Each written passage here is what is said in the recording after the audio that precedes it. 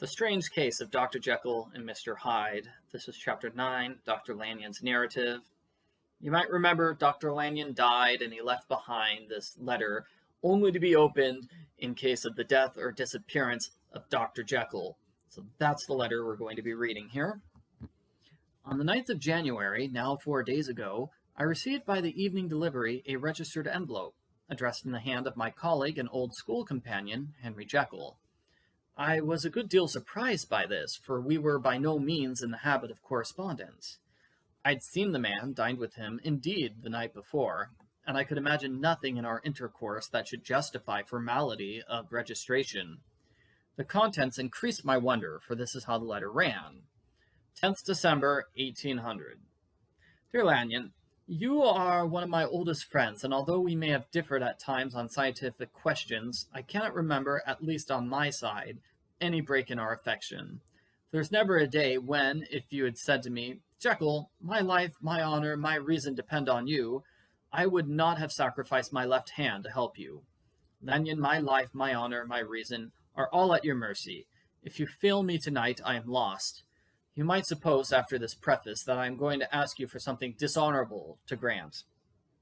Judge for yourself. I want you to postpone all other engagements for tonight. Aye, even if you are summoned to the bedside of an emperor, to take a cab, unless your carriage should be actually at the door, and with this letter in your hand for consultation, to drive straight to my house. Poole, my butler, has his orders. You will find him waiting your arrival with a locksmith. The door of my cabinet is then to be forced, and you are to go in alone, to open the glazed press, letter E, on the left hand, breaking the lock if it be shut, and to draw out, with all its contents as they stand, the fourth drawer from the top, or, which is the same thing, the third from the bottom. In my extreme distress of mind, I have a morbid fear of misdirecting you, but even if I am in error, you may know the right drawer by its contents, some powders, a file, and a paper book. This drawer I beg of you to carry back with you to Cavendish Square exactly as it stands. That is the first part of the service. Now for the second. You should be back, if you set out at once on receipt of this, long before midnight, but I will leave you that amount of margin, not only in the fear that one of those obstacles that can neither be prevented nor be foreseen, but because an hour when your servants are in bed is to be preferred for what will then remain to do. At midnight, then, I have to ask you to be alone in your consulting room, to admit with your own hand into the house a man who will present himself in my name, and to place into his hands the drawer that you will have brought with you from my cabinet. Then you will have played your part and earned my gratitude completely. 5 minutes afterwards, if you insist upon an explanation, you will have understood that these arrangements are of capital importance, and that by the neglect of one of them, fantastic as they must appear, you might have charged your conscience with my death or the shipwreck of my reason. Confident as I am that you will not trifle with this appeal, my heart sinks and my hand trembles at the bare thought of such a possibility. Think of me at this hour, in a strange place, laboring under blackness of distress that no fancy can exaggerate, and yet well aware that, if you will but punctually serve me, my troubles will roll away like a story that is to be told. Like a story that is told. Serve me, my dear Lanyon, and save your friend, H.J. P.S. I'd already sealed this up when a fresh terror struck upon my soul. It is possible that the post office may fail me, and this letter may not come into your hands until tomorrow morning. In that case, dear Lanyon, do my errand when it shall be most convenient for you in the course of the day, and once more expect my messenger at midnight. It may then already be too late, and if that night passes without event, you will know that you have seen the last of Dr. Henry Jekyll. Upon the reading of this letter, I made sure my colleague was insane, but till that was proved beyond the possibility of doubt, I felt bound to do as he requested. The less I understood of this farrago, the less I was in a position to judge of its importance, and an appeal so worded could not be set aside without grave responsibility. I rose accordingly from my table, got into a hansom, and drove straight to Jekyll's house. The butler was awaiting my arrival. He had received by the same post as mine a registered letter of instruction, and had sent at once for a locksmith and a carpenter. The tradesmen came while we were yet speaking, and we moved in a body to old Dr. Denman's surgical theatre, from which, as you are doubtless aware, Jekyll's private cabinet is most conveniently entered. The door was very strong, the lock excellent. The carpenter avowed He would have great trouble and have to do much damage if force were to be used, and the locksmith was near despair. But this last was a handy fellow, and after 2 hours' work the door stood open. The press marked E was unlocked, and I took out the drawer, which had it filled up with straw, and tied it in a sheet, and returned with it to Cavendish Square. Here I proceeded to examine its contents. The powders were neatly enough made up, but not with the nicety of the dispensing chemists, so that it was plain they were of Jekyll's private manufacture.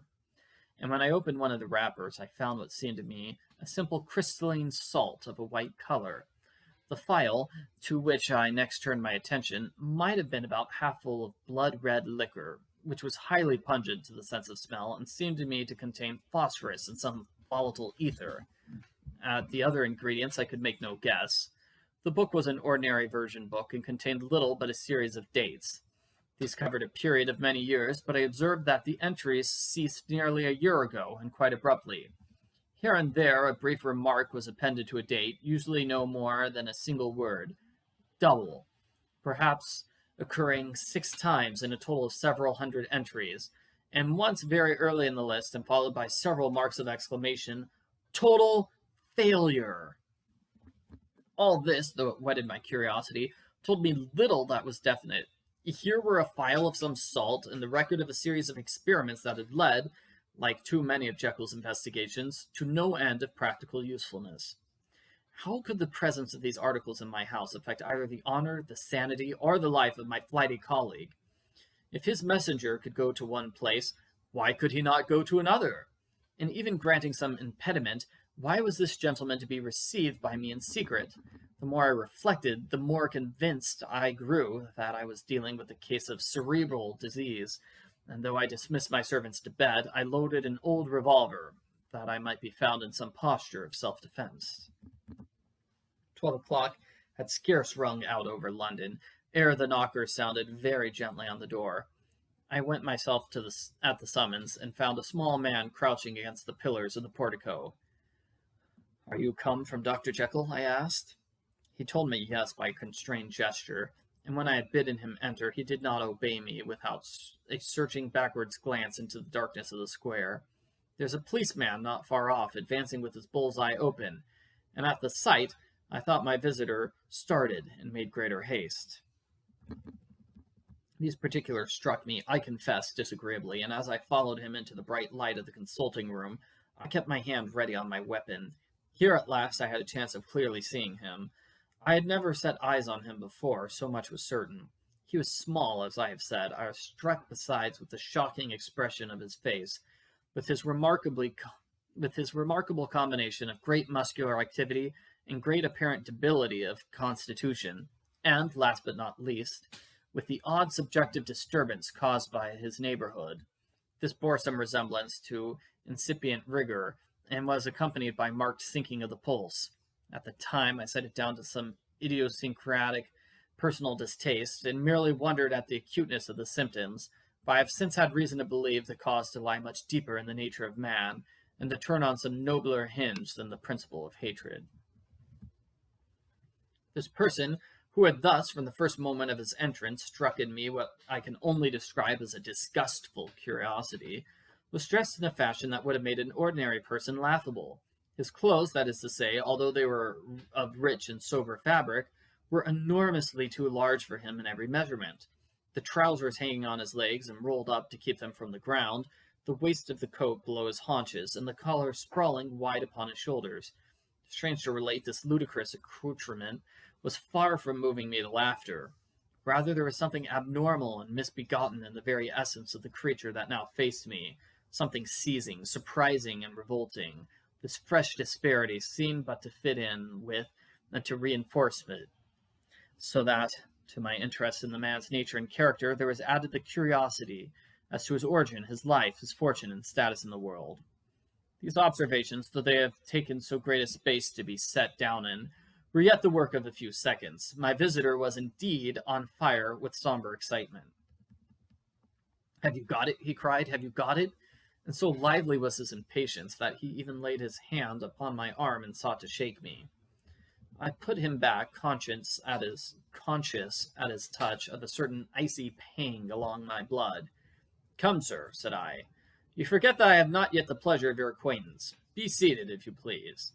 And I showed him an example and sat down myself in my customary seat, and with as fair an imitation of my ordinary manner to a patient as the lateness of the hour, the nature of my preoccupations, and the horror I had of my visitor would suffer me to muster.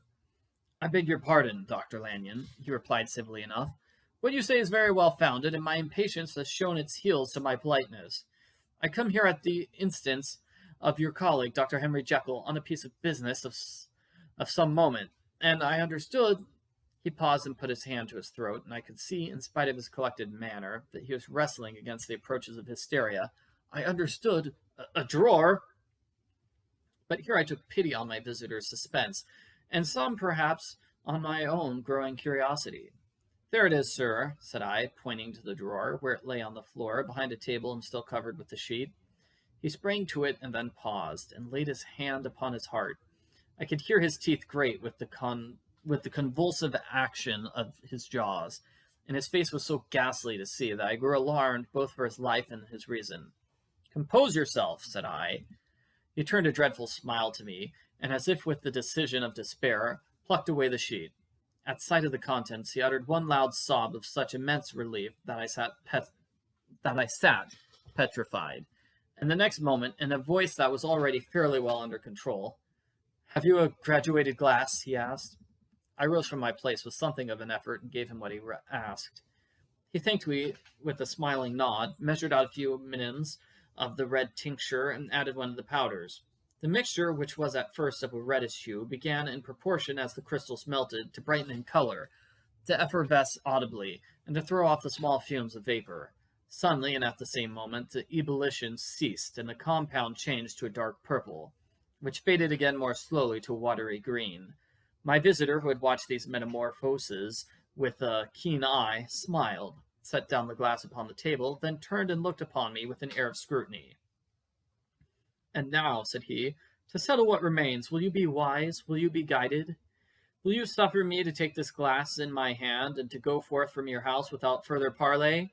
Or has the greed of curiosity too much command of you? Think before you answer, for it shall be done as you decide. As you decide, you shall be left as you were before, and neither richer nor wiser, unless the sense of service rendered to a man in mortal distress may be counted as a kind of riches of the soul.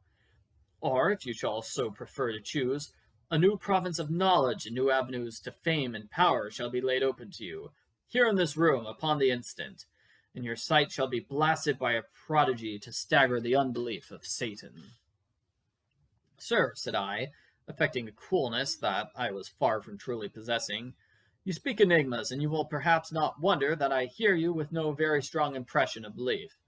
I have gone too far in the way of inexplicable services to pause before I see the end." "It is well," replied my visitor. "Lanyon, you remember your vows. What follows is under the seal of our profession. And now, you who have so long been bound to the most narrow-minded material views, you who have denied the virtue of transcendental medicine, you who have derided your superiors, behold!" He put the glass to his lips and drank at one gulp. A cry followed. He reeled, staggered, clutched at the table, and held on, staring with injected eyes, gasping with open mouth, and as I looked there came, I thought, a change. He seemed to swell. His face became suddenly black, and the features seemed to melt and alter. And the next moment I had sprung to my feet and leaped back against the wall, my arms raised to shield me from that prodigy, my mind submerged in terror. "Oh God!" I screamed, and "Oh God!" again and again. For there before my eyes, pale and shaken and half fainting, and groping before him with his hands like a man restored from death, there stood Henry Jekyll. What he told me in the next hour I cannot bring my mind to set on paper. I saw what I saw, I heard what I heard, and my soul sickened at it. And yet now, when that sight has faded from my eyes, I ask myself if I believe it, and I cannot answer. My life is shaken to its roots. Sleep has left me.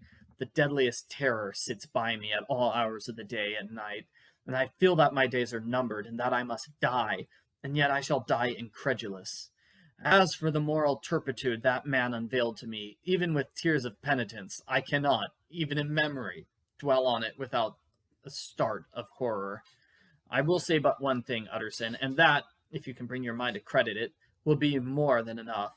The creature who crept into my house that night was, on Jekyll's own confession, known by the name of Hyde, and hunted for in every corner of the land as the murderer of Carew. Hasty Lanyon. So, there we have it. Dr. Jekyll is Mr. Hyde. Some sort of strange chemical concoction turns him from Mr. Hyde back into Dr. Jekyll. We have one more chapter, which is Dr. Jekyll's full confession, but that is just kind of amazing that he can change from one person to another. They're clearly like, 2 feet, 1 or 2 feet apart in height. They look very, very different as well. It's just kind of amazing that he can just transform himself into a monster.